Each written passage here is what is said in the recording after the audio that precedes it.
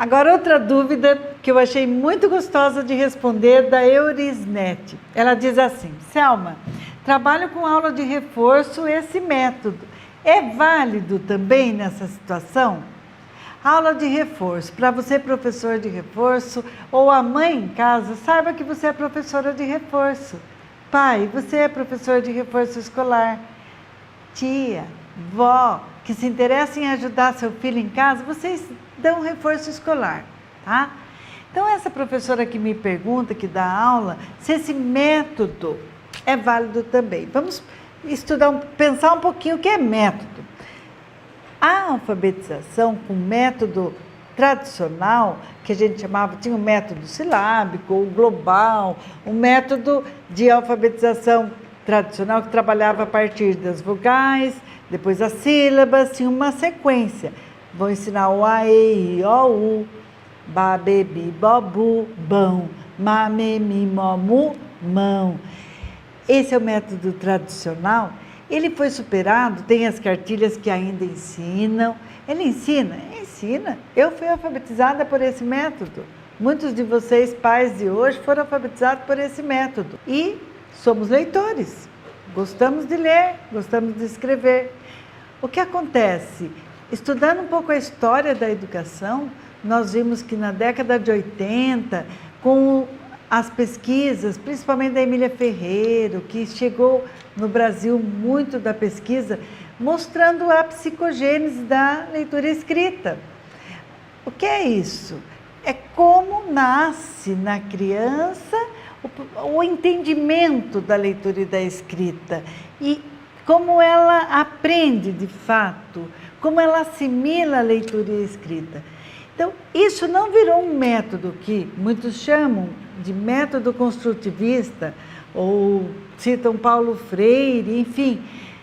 Não são métodos, é concepção de aprendizagem. É eu enxergar, entender um pouco da psicologia do desenvolvimento da criança e associar nisso a leitura, o aprendizado da leitura e escrita. Aí eu entendo diferente. Eu entendo que a criança, ela não aprende a ler e escrever a partir das vogais somente. Ela aprende a ler e escrever principalmente a partir do nome dela, que já tem vogal e consoante. E que tem letras, aquela parte que chamava antigamente das dificuldades, né? Deixava o N, H, o Nha, Nhe, Nhi, Nho, Nu, o Xá, Xê, Xi, o X, as letras mais difíceis para o final lá da cartilha. É lá no finalzinho, não podia adiantar, você nem chegou nessa lição, como você vai adiantar? O que nós vemos com o estudo da psicogênese? Que a criança tem capacidade de assimilar os códigos linguísticos a partir do som, a partir do conhecimento, de uma consciência de que som aquele símbolo transmite para mim. E quando eu aprendo dessa forma, ou quando eu ensino para a criança esse contato com as palavras e com o som das palavras, fazendo com que ela tome consciência desse som, conheça e compare. Casa começa com K, cachorro começa com K também, e compare e ela descobre, olha, tal palavra começa igual. Ontem mesmo vivi uma cena assim com meu netinho que está acompanhando o crescimento de uma planta, o girassol. Por que não alfabetizar já com a planta? Ótimo! Girassol, e ele conhece o gira-gira do parquinho. E do nada, ele vendo o girassol, ele comentou, tem 4 aninhos, falou, olha, vovó, girassol, gira, gira, começa igual. O que ele está me contando? Que ele está começando a perceber os sons das palavras. Ele não está lendo ainda girassol, gira, gira, mas ele já ouviu que o som é igual. Esse é o primeiro passo de uma alfabetização prática, de uma alfabetização que eu vou ter sucesso. Porque a criança está começando a perceber o som e a partir disso ela vai ver que esse som pode ser escrito.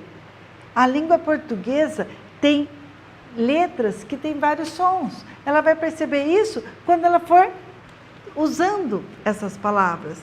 Então, na aula de reforço, se você faz uso dessa leitura significativa, se você usar nas suas aulas de reforço, você pai, mãe, usar em casa essa concepção de alfabetização, você se despreocupa do método seguindo regras. Primeiro isso, segundo isso, segundo isso. Você vai entender que a criança adquire a alfabetização, ela se alfabetiza porque, principalmente, ela nasceu no mundo letrado.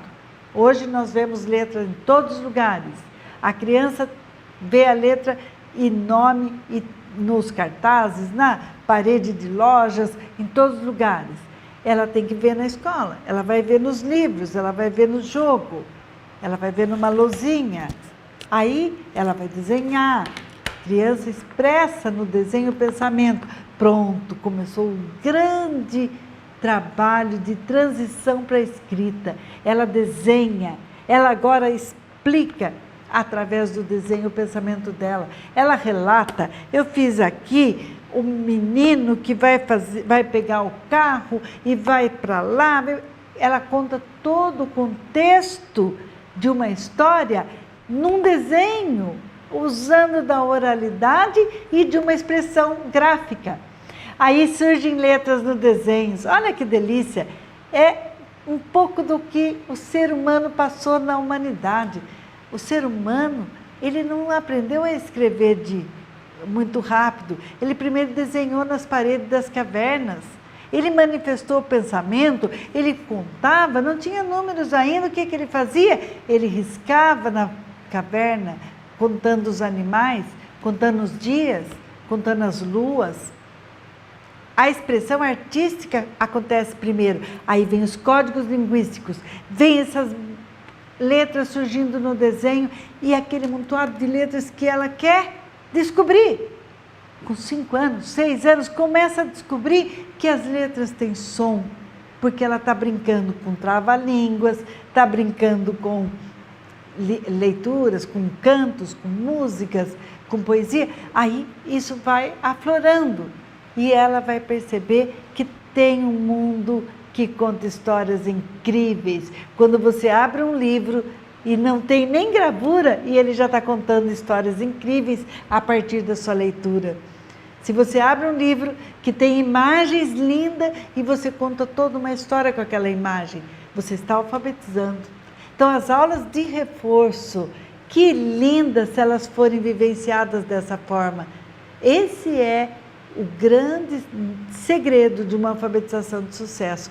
Você dar sentido, dar prazer e respeitar o desenvolvimento da criança. Ser gentil com o desenvolvimento dessa criança. Poder cumprir com aquele seu objetivo intencional de brincar e alfabetizar. Isso pode ocorrer durante toda a infância e 6, 7 anos a criança estará lendo com certeza.